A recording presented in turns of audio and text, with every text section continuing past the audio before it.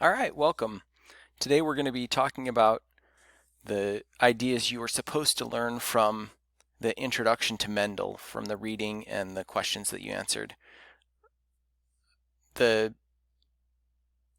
principles of inheritance um, or genetics have been understood, the basics ideas have been understood for a long, long time. Basically, we know that organisms kind of look like their parents. That's the biggest idea. But the specifics we didn't figure out until fairly recently, and that understanding really came when Mendel started to work with plants to try and understand these principles of inheritance. So one of the questions I asked you in the assignment was, why were peas such a good organism to use for this study of heredity? And there were lots of reasons that Mendel kind of lucked out by using peas, or maybe you could say he chose really wisely in using peas. One of those reasons that made peas such a good plant to use was that peas had really nice contrasting traits. So, for example, here are some of the traits that Mendel looked at. Um, Pea seeds come in two different kinds of shapes. You can have round seeds or you can have wrinkled seeds. There's no in between. They're either round or wrinkled. The seed color comes in two varieties. It's either yellow or it's green. The flowers come in two different varieties. They're either purple or they're white. So that each of those contrasting traits made something that Mendel could study as he was trying to look at inheritance. Secondly, peas, like many plants, can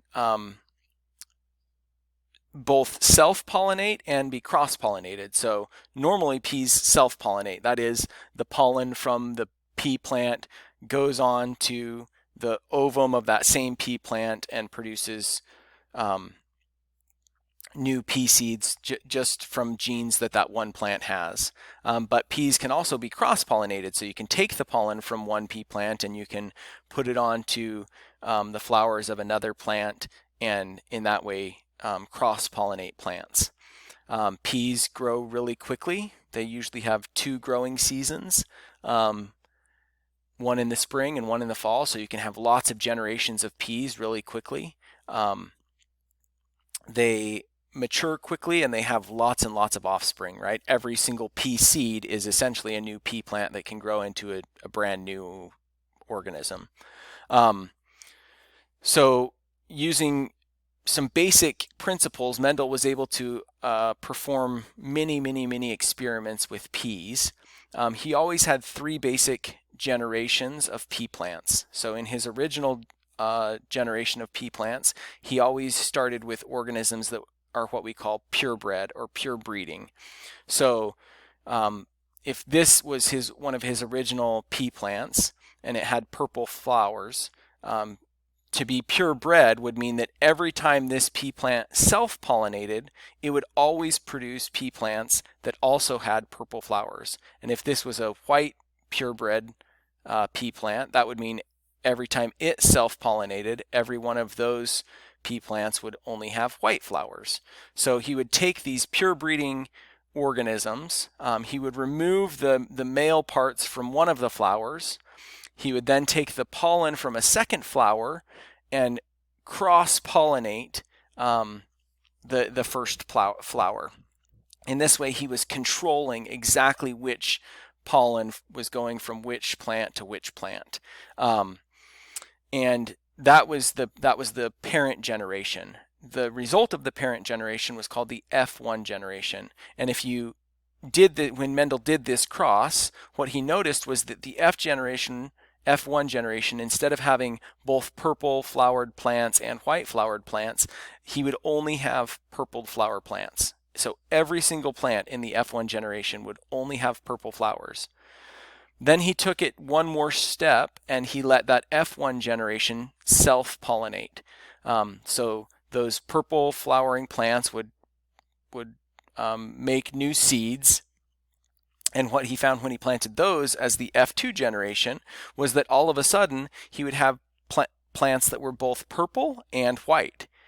So from this process that he did over and over again with all of these different traits, flower position and pod position and pod color and pod shape and flower color and seed shape. With all of those, he was able to come up with 4 big principles of inheritance. And we're going to talk about just 3 of those. So the first principle of inheritance that Mendel came up with was the idea of genes. He didn't call them genes, but we now call them genes. It's this idea that characteristics are being passed from parents to offspring. So parents have a flower color and they are able to give that flower color to their offspring. The second big idea that he learned was that those traits come in different varieties. So he called this dominant and recessive alleles. So an allele is just a form of a gene. So if we go back to the traits, seed shape is the gene, round is one allele, wrinkled is a second allele. Seed color or cotyledon color is the gene, yellow is one allele, green is the other allele.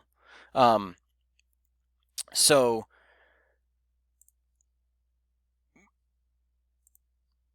what Mendel saw was that some alleles would show up in that F1 generation and some alleles would disappear in that F1 generation. So for example, with the flower color, when he crossed the purple and white flowering plants, he noticed that in the F1 generation, he would always get rid of all of the white flowered plants. There would be no offspring with white flowers. They would disappear. So he determined that meant that the purple allele was the dominant allele. And we now represent alleles with letters, and we always use capital letters to represent dominant alleles. So since purple flowers are the dominant allele, we use a capital P to represent that gene.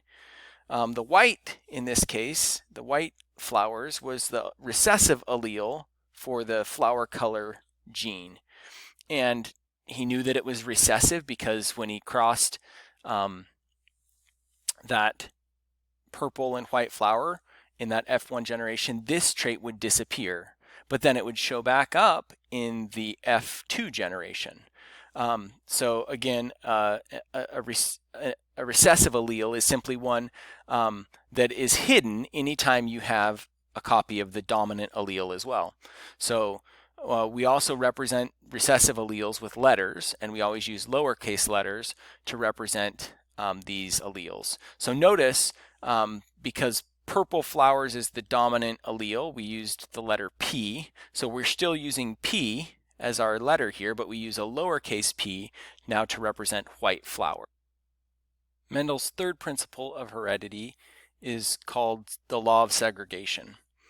So what Mendel found was that when gametes were forming, the parents that had 2 copies of every gene would only give one of those to each of the gametes that was formed.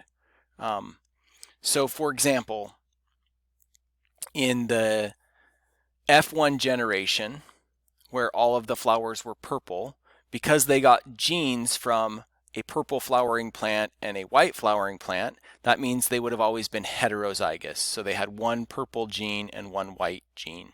That would be represented like this, big P, little p. If that parent forms gametes, when those gametes are formed, the gamete can either have a big P allele or a little p allele, but never both. So the parent can either give the genes to make purple flowers to its offspring, or it can give the gene to make white flowers to its offspring, but it can never give both. And we of course know that this goes right along with what we've learned about meiosis, where we learned that during meiosis 1 in anaphase 1, the homologous chromosomes separate. Genes are on chromosomes, and homologous chromosomes, since they came from different parents, might have different copies of a specific gene, which we now would call different alleles for a specific gene. And since these alleles or chromosomes are separated into different cells during meiosis, that's how the parents would end up only giving one of the 2 alleles, but never both alleles in the gametes that they're forming.